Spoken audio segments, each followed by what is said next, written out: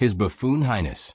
Inside Prince Andrew's disastrous royal tours. Andrew, downfall of a prince. For decades, Prince Andrew was considered one of the most prominent members of the British royal family. As the second son of Queen Elizabeth II, he enjoyed privileges that few people on earth could imagine. He was a naval officer, a war veteran, a prince, and later a royal representative tasked with promoting British interests abroad. To many observers, he appeared destined for a life of influence and prestige. Yet behind the glamorous photographs, lavish state visits, and official ceremonies, a very different story was unfolding. It was a story of entitlement, questionable judgment, growing controversy, and a reputation that would eventually collapse under the weight of scandal. Long before the world became familiar with the headlines surrounding Prince Andrew, concerns were already being raised by people who worked around him. Diplomats, government officials, and members of the Foreign Service reportedly found his overseas visits increasingly difficult to manage. What should have been carefully planned missions designed to promote British trade and strengthen international relationships often became exercises in damage control. Instead of generating positive headlines, some trips created confusion, frustration, and embarrassment. As Britain's special representative for international trade and investment, Prince Andrew was given an important responsibility. His role was straightforward. He was expected to travel abroad, meet foreign leaders, support British businesses, and encourage investment in the United Kingdom. In theory, it was a perfect assignment for a royal figure. His title opened doors. His status attracted attention. His presence could help British companies gain access to powerful decision-makers around the world. Initially, the arrangement seemed promising. Government officials praised his energy and willingness to travel extensively. He visited countries across the Middle East, Asia, Europe, and North America. He attended conferences, trade exhibitions, business forums, and diplomatic receptions. Supporters argued that he was helping secure valuable commercial opportunities for Britain. But as the years passed, criticism began to grow. One recurring complaint centered on the cost of these overseas tours. While the role itself was often described as unpaid, the expenses associated with the trips could be substantial. Large entourages frequently accompanied him. Security teams, private staff, advisors, and support personnel often traveled alongside the prince. Luxury accommodations and special travel arrangements became subjects of scrutiny. Critics questioned whether taxpayers were receiving sufficient value in return for the money being spent. The concerns went beyond finances. Some officials privately described a pattern of behavior that made diplomatic missions more difficult than they needed to be. Carefully organized schedules could suddenly change. Planned meetings sometimes became unpredictable. Speeches that were expected to promote British interests occasionally failed to deliver the intended message. Diplomats who had spent months preparing visits sometimes found themselves dealing with unexpected complications. These frustrations led to a nickname that would later gain attention in media reports: His Buffoon Highness. While the phrase was harsh, it reflected a growing perception among some officials that Prince Andrew's conduct was undermining the very objectives he had been sent abroad to achieve. Whether entirely fair or not, the nickname revealed the extent of the dissatisfaction developing behind closed doors. One of the most damaging aspects of Andrew's public image was the perception of entitlement.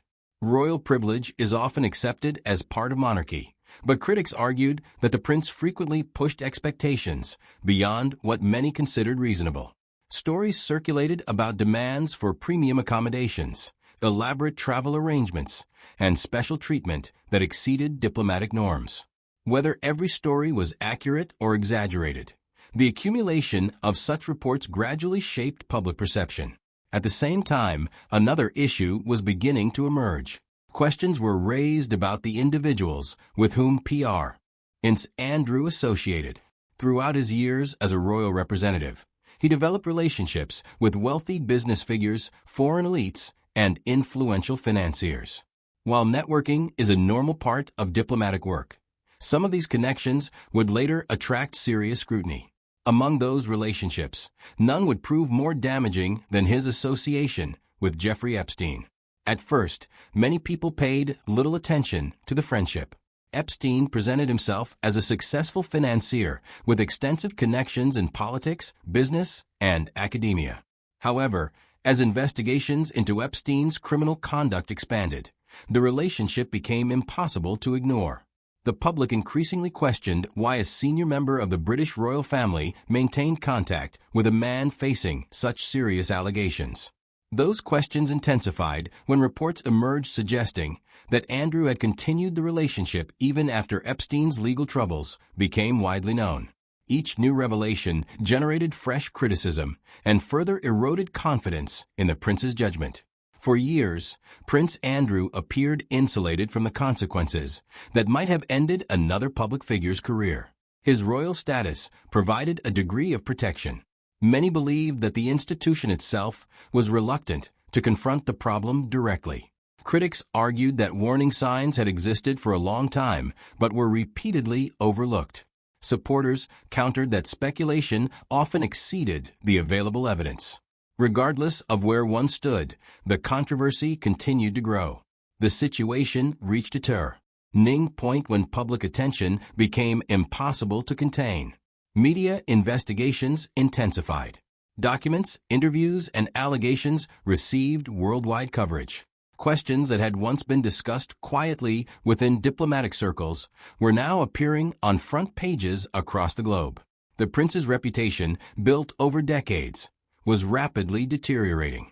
Then came what many observers consider one of the most disastrous public relations moments in modern royal history.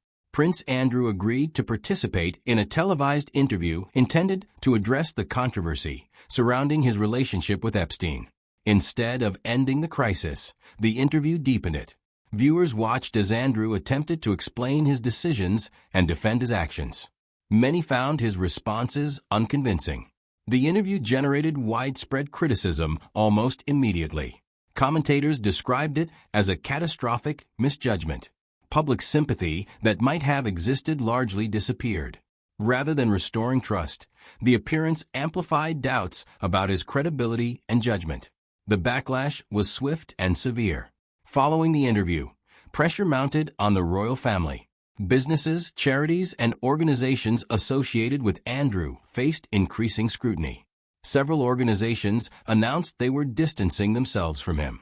Public calls for accountability grew louder. The controversy had moved beyond a personal problem and was becoming an institutional challenge for the monarchy itself. Eventually, Prince Andrew stepped back from public duties.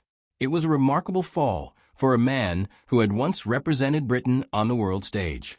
The royal tours, diplomatic meetings, and international engagements that had defined much of his public life came to an end. The prince, who had once traveled the globe as a representative of the crown, found himself increasingly isolated from official royal responsibilities. The consequences did not stop there. Military affiliations, honorary titles, and public roles that had been accumulated over a lifetime came under review. One by one, symbols of status and prestige began to disappear. What had once seemed unthinkable was becoming reality. A senior royal figure was experiencing one of the most dramatic reputational collapses in modern British history. For the monarchy, the situation presented a difficult challenge. The British royal family has survived wars, political crises, constitutional debates, and countless scandals. Yet the Andrew controversy posed unique risks because it touched on questions of accountability, privilege, and public trust. Many people wondered whether the institution had acted quickly enough when concerns first emerged. Some analysts argue that the downfall of Prince Andrew demonstrates the dangers of unchecked privilege. When individuals operate within systems that shield them from criticism, problems can grow unnoticed or unaddressed. Others believe the story reflects the consequences of poor personal judgment rather than systemic failure. The debate continues, but few dispute the scale of the damage. What makes Andrew's story particularly striking is the contrast between his starting point and his eventual position. He was born into one of the most famous families in the world. Opportunities that others could only dream about were available to him from childhood. He enjoyed access to power, influence, and global recognition. Yet despite these advantages, his public life became defined not by achievement, but by controversy. The royal tours that were meant to strengthen Britain's international standing now serve as symbols of a larger problem. Reports of extravagance, diplomatic frustrations, and questionable associations have become part of a narrative that transformed a prince into a cautionary tale. The nickname His Buffoon Highness, once shared quietly among critics, eventually became a shorthand description of a broader failure. Today, Prince Andrew remains one of the most controversial figures associated with the modern British monarchy. His story continues to generate debate among historians, journalists, royal commentators, and the public. Some see him as an example of wasted opportunity. Others view him as evidence of the risks created by excessive privilege. Still others focus on the institutional lessons that can be learned from the affair. What cannot be denied is the scale of the fall. Few public figures have experienced such a dramatic reversal of fortune. From royal representative and international envoy to a figure largely removed from public duties, Andrew's journey represents one of the most remarkable downfalls in recent royal history. In the end, the story of Prince Andrew is not simply about one individual. It is also about power, accountability, reputation, and the consequences of decisions made over many years. It is a reminder that status can create opportunities, but it cannot guarantee wisdom. It demonstrates how reputations are built slowly and destroyed quickly.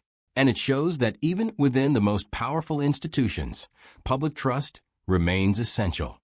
The royal tours, luxury hotels, diplomatic meetings, and global connections that once defined Andrew's career have faded into the background.